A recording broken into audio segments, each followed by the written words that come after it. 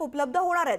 शिक्षक भरतीबद्दल शालेय शिक्षण मंत्री दीपक केसरकर यांना काही दिवसांपूर्वी एका सार्वजनिक कार्यक्रमामध्ये शिक्षक भरती कधी होणार हा थेट प्रश्न विचारणारी हिंगोली जिल्ह्यातील कोमल रामपूरकर ही तरुणी पवित्र पोर्टल मार्फत नुकत्याच जाहीर झालेल्या शिक्षक भरतीमध्ये नियुक्त झाली आहे। याच शिक्षिकेसोबत बातचीत केली आहे आमचे हिंगोलीचे प्रतिनिधी गजानन वाणी यांनी।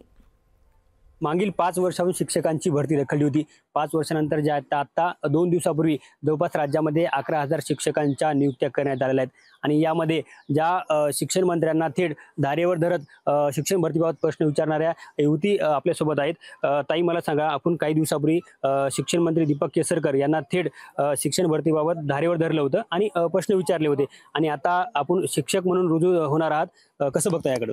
माझं नाव रामपूरकर कोमल, मी जिल्हा परिषद नांदेड येथे आता निवड झालेली आहे माझी। मी शिक्षक भरतीची तयारी करत होते आणि मी शिक्षण मंत्री दीपक केसरकर यांना प्रश्न विचारला होता।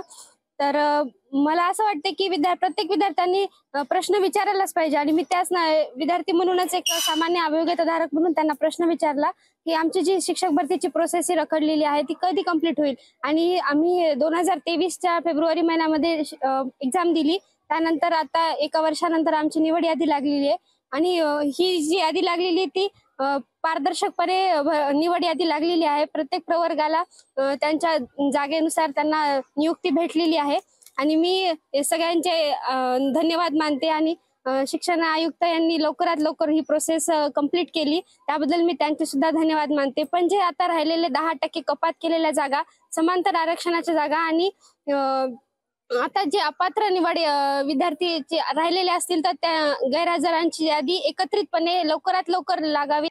कॅमेरामन राजेश सोबत गजानन वाणी, लोकशाही मराठी, हिंगोली। लोकशाही मराठी, ऐका, पहा, जागरूक रहा।